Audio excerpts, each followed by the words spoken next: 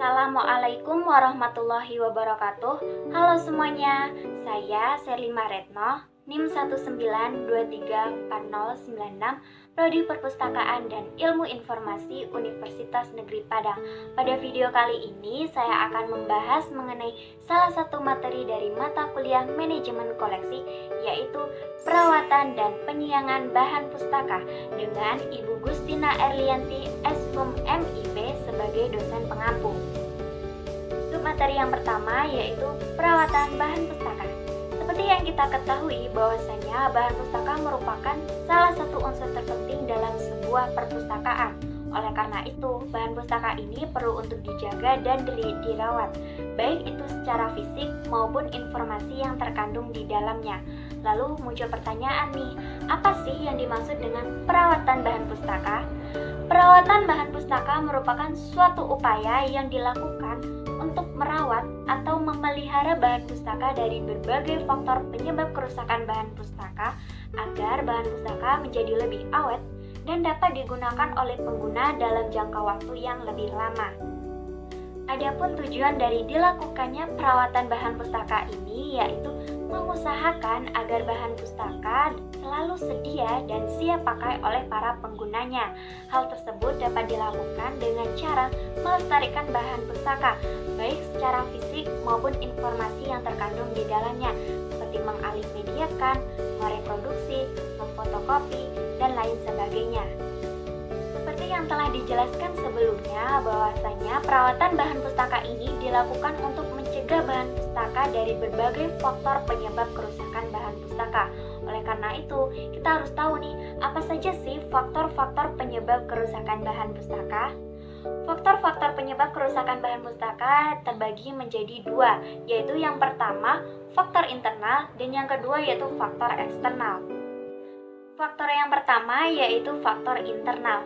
Faktor internal penyebab kerusakan bahan pustaka ini berasal dari karakteristik bahan pustaka itu sendiri, yang terdiri dari senyawa asam, tinta yang digunakan, lem yang digunakan, dan juga lignin. Faktor yang kedua yaitu faktor eksternal. Faktor eksternal ini terdiri dari 4 macam. Yang pertama yaitu faktor lingkungan. Faktor lingkungan ini terbagi lagi nih menjadi 5, yaitu yang pertama cahaya, baik itu berasal dari cahaya matahari maupun dari cahaya lampu listrik.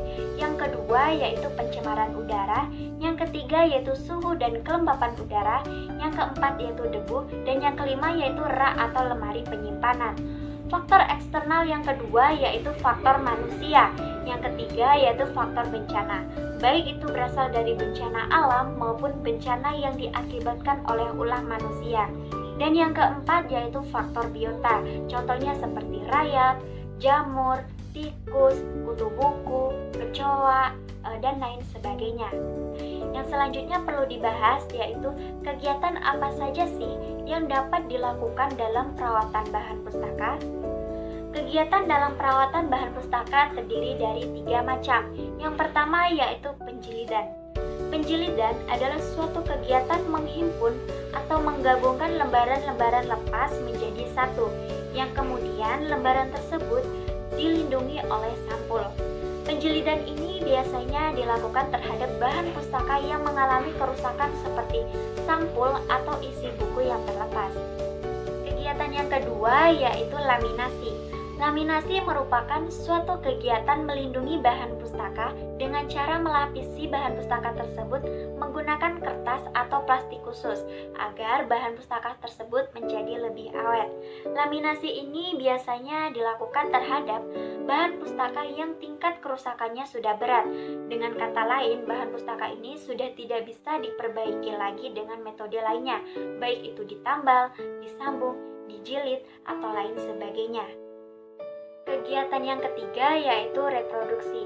Reproduksi merupakan suatu kegiatan perawatan bahan pustaka, yaitu dengan cara memproduksi ulang bahan pustaka ke dalam bentuk fotokopi ataupun mikro, dengan tujuannya untuk menggandakan atau menambah koleksi agar koleksi bahan pustaka yang termasuk ke dalam golongan langka dapat dilestarikan. Reproduksi ini biasanya dilakukan terhadap bahan pustaka yang memiliki nilai informasi atau bersifat langka dan memiliki bentuk fisik yang mudah rapuh atau rusak. Hasil dari kegiatan ini yaitu fotokopiannya yang nantinya akan dipinjamkan kepada pengguna, sedangkan dokumen yang aslinya akan disimpan. Kita masuk ke dalam submateri yang kedua ya, yaitu penyiangan bahan pustaka. Penyiangan bahan pustaka merupakan suatu kegiatan mengeluarkan atau menarik bahan pustaka dari tempat penyimpanannya, dikarenakan bahan pustaka tersebut sudah jarang atau tidak lagi digunakan oleh pengguna karena satu dan lain hal, dan akan digantikan oleh bahan pustaka yang terbaru. Nah, kalian pasti bertanya-tanya nih, kenapa bahan pustaka ini dikeluarkan dari tempat penyimpanannya ya? Bukannya jauh lebih bagus apabila suatu perpustakaan memiliki banyak koleksi di dalamnya, karena dapat memenuhi seluruh kebutuhan informasi penggunanya. Nah, pemikiran yang seperti ini adalah pemikiran yang salah. Untuk dapat kalian ketahui bahwasanya tidak semua bahan pustaka itu dapat dimanfaatkan secara optimal oleh pengguna. Hal tersebut dikarenakan terdapat beberapa alasan atau kriteria dari bahan pustaka itu sendiri yang menyebabkan bahan pustaka tidak dimanfaatkan secara optimal oleh pengguna. Dengan kata lain, bahan pustaka ini perlu untuk disiangi. Adapun kriteria atau persyaratan dari penyiangan bahan pustaka ini yaitu yang pertama, bahan pustaka sudah dalam kondisi rusak dan tidak bisa diperbaiki lagi. Yang kedua, informasi yang terkandung di dalam bahan pustaka sudah usang dan tidak up to date lagi. Yang ketiga, bahan pustaka sudah jarang atau tidak lagi digunakan oleh pengguna. Sementara itu, tempat penyimpanan bahan pustaka sangat terbatas. Yang keempat, adanya edisi baru dan isinya jauh lebih lengkap dibandingkan dengan edisi sebelumnya. Yang kelima yaitu koleksinya lebih diperlukan oleh perpustakaan atau lembaga informasi lainnya sehingga perlu untuk disumbangkan atau dihibahkan. Yang keenam, adanya perubahan kebijakan terhadap subjek, program, kelompok pengguna yang dilayani, dan adanya perubahan organisasi induknya. Yang ketujuh, koleksi tidak layak sebagai konsumsi bacaan umum pengguna perpustakaan dikarenakan bertentangan dengan agama, politik, atau aspek norma lainnya. Dengan kata lain, bahan pustaka ini dilarang untuk beredar di tengah masyarakat. Yang kedelapan yaitu jumlah eksemplarnya terlalu banyak atau melebihi dari jumlah yang telah ditetapkan. Selanjutnya yaitu tujuan dari penyiangan bahan pustaka. Yang pertama yaitu menyelamatkan nilai informasi dari suatu dokumen. Yang kedua, menyelamatkan fisik dari suatu dokumen. Yang ketiga, mengatasi kendala ruangan yang kecil dan sempit untuk memperoleh tambahan tempat. Yang keempat, mempercepat proses temu kembali informasi. Yang kelima, agar dapat memanfaatkan koleksi bahan pustaka secara maksimal oleh pengguna sebagai suatu pusat informasi yang relevan, akurat, dan up to date. Dan yang terakhir yaitu memungkinkan petugas perpustakaan untuk mengelola koleksi bahan pustaka lebih efektif dan efisien. Selanjutnya yaitu prosedur atau langkah-langkah dalam melakukan penyiangan bahan pustaka, yaitu yang pertama, menentukan kriteria atau persyaratan dari bahan pustaka yang akan disiangi, misalnya berdasarkan subjek, usia, atau lain sebagainya. Yang kedua, menentukan jenis koleksi yang akan disiangi, apakah berupa buku, majalah, brosur, laporan bulanan atau tahunan, dan lain sebagainya. Yang ketiga, melakukan pemilihan bahan pustaka yang akan dikeluarkan dari tempat penyimpanan sesuai dengan kriteria yang telah ditentukan sebelumnya. Yang keempat, mengeluarkan kartu buku, mencabut katalog dari seluruh jajaran katalog, dan menghapus data dari pangkalan data atau katalog elektronik.